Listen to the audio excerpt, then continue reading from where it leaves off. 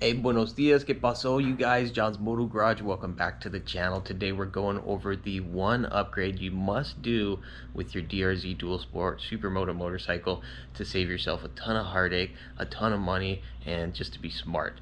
And I didn't do it personally, so as always, learn from my mistakes, do as I say, not as I do. Let's go ahead and jump into it. So if you watch my recent videos, you know I was out on the DRZ having a blast as always, and I went down, toppled the motorcycle trying to do my drifting stuff, and lost a ton of oil. I had some people in the comments asking what happened, so let me show you guys what happened, and I'll tell you exactly what it is that you could do to prevent this from happening, because now I personally am in a world of hurt. As you can see from the bags under my eyes, I'm losing a lot of sleep over this. All right, let's check it out. Bam! Case cover here is completely bashed through, and I lost a good amount of my oil that first day, and then lost pretty much all of it on the garage floor the next day. All right, you guys, proof in the pudding. Harleys are not the only motorcycles that leak. Apparently on Suzukis, if you lay it over and bash the case, then they will leak oil as well. And I even said in my video, dude, I was like, the #1 upgrade you gotta do are case savers. I've been saying it, people have been telling me for years, but obviously here I am, John's Moto Garage. I didn't do it. I do it for you guys though. I just figured, you know what? I'm gonna do it the wrong way so that you guys can learn from my mistakes and save yourself from doing the same thing. And so basically what it is the case saver is made out of aluminum, and I guess these case covers are made out of a very brittle magnesium composite. I was seeing comments, people asking if the case saver would actually do anything, and based on the research I've done, yes, it will actually protect it. Because when you topple the bike over, basically you've got the shifter or the brake lever that bashes through the cover, and the aluminum is a lot stronger. It's as simple as that. And so it's wicked easy. You can get them online for relatively inexpensive, and it's an easy job to do. I don't know why I've never done it before. So now I'm stuck buying like a $50 replacement case. Last time I did this, I put some JB Weld on, and it actually held up okay. It was actually working fine until I went and dumped the bike over again. Hey man, stupid is as stupid does. You know what they say? Live and learn, live and learn. So that's it. That's the one thing you gotta do. You gotta upgrade it, man. Don't be an idiot like this guy here. Do things the way they're supposed to be done. I just wish somebody would have told me before I dumped over the motorcycle.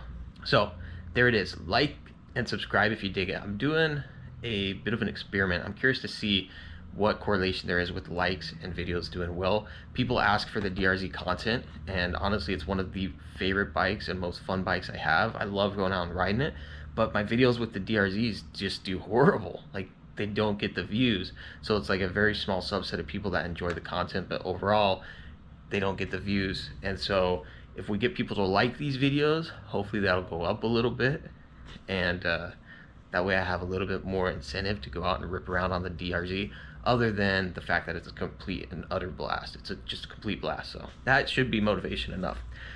With that being said, let's do a little garage update just because we're here. So as you can see, we still got the Triumph. Jackie needs to go ride that at some point, as well as her Sportster. Let's take our attention over here to the Street Bop. I hit up Cruise Originals yesterday. I told them, look, I'm gonna be selling this bike. There's a few things I want to do to get it in tip-top shape, and I'm gonna drop it off next week at Cruise Originals, and they're gonna get it put back together.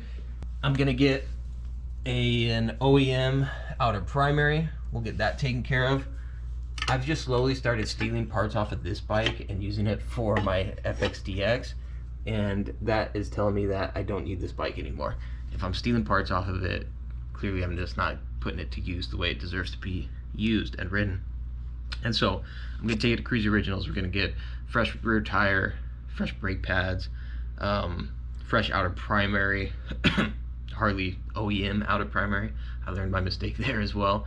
And then we'll get, what was the other thing? Oh, it's got I think there's a check engine light for an O2 sensor. Just gonna have them fix that. And then while it's in there, I'm just gonna have them put all fresh fluids in it. That way, whenever I hand it off to the new dude, whoever decides to buy it, it'll be good to go. I am gonna take my Dynamite Crew risers because I paid top dollar for these guys. We're gonna take these off and put them on my FXDX. I've wanted to do that, I just haven't had time to do it. So we'll do that here soon. But here, again, case in point, dude. Like, I'm losing stuff off the FXDX, and I just steal it off of this bike. Like, this bike deserves better, you know. It deserves to be ridden. I've had the FXDX long enough to know that's my go-to for now. Although it never hurts to have two dynos just in case one goes down, but it just doesn't make sense. The old Stunt Bike here, I've been thinking a lot about the Stunt Bike. Do I keep it? Do I sell it? I still want to learn and master like real stunt riding on a bike like this, but the challenge I have with that is it requires a lot of time. As all of you guys know, with everything, you know, seat time is key, and so I have to ask myself, as I have a growing family and I'm still working and still having a fun time on the Harley, am I at a point in my life where I can commit my time to something like a stunt bike? And I want to say yes, but I think the reality is probably not. Probably not, especially with the weather getting nice. I realized I need to get out more with my kids and do stuff more with them, and so that's my priority number one. And because of that, I'm thinking I may put the 636 up for sale. I don't know though, just saying it out loud, bro, it chokes me up, dog. It really chokes me up. But we'll probably, I don't know, drop a comment below. What do you guys think? I'm gonna make all my decisions on life based on what the comments say. So let me know, should I get rid of this 636 or do we keep it? Decisions, dog, decisions. But basically, I got all the, I got like, you know, 8,000-9,000 bucks tied up in the Street Bob, 6,000 plus tied up in this 636, and they've just been sitting here for like months. I'm like, dude, I can free up that cash and put it to use for something else, you know. I don't know, there's lots of things I can do. I want to start picking up more motorcycles again, you know, flips, to start getting more variety on the channel, because I understand people are getting probably sick and tired of the same old Dyna, DRZ, Honda Grom rotation. I get it, I totally get it. And so I was actually looking at Honda VTX 1800F, but we just weren't quite there on price. And anyway, there's a really cool Triumph for local, really good deal on a Triumph for local that would be cool to buy and possibly flip and turn a profit. And so, like, I've got the capital to do that right now, but again, clearing up all these bikes, it just gives me a lot more freedom, and it just comes down to I'm not riding them, you know. I'm not riding them, and every day they're sitting here in the garage, something could happen. It's not worth it. It doesn't make sense. So I want to dwindle it down to my DRZ, my Dyna, and my Grom for me, and then for Jackie, she'll have her Sportster. She'll probably end up selling the Triumph as well, pick between those two, and then she will probably get a dual sport as well. And it would be cool to get an adventure bike, but who knows. Again, time wise with all the kids and stuff, it's like it's hard to do. That's where we're at, man. That's where we're at.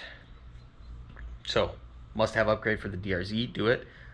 Like and subscribe. I'm not usually heavy on like, dude, smash the like button, you guys, but I think the cold hard truth is you gotta do it if you want to keep growing. And I do want to keep growing the channel because it's been fun. This weekend, Beat the Heat ride is coming up, and I'm gonna try and make it. Not to be ripping wheelies myself, because I'll totally kill myself, but I think it'd be cool to get some of the footage.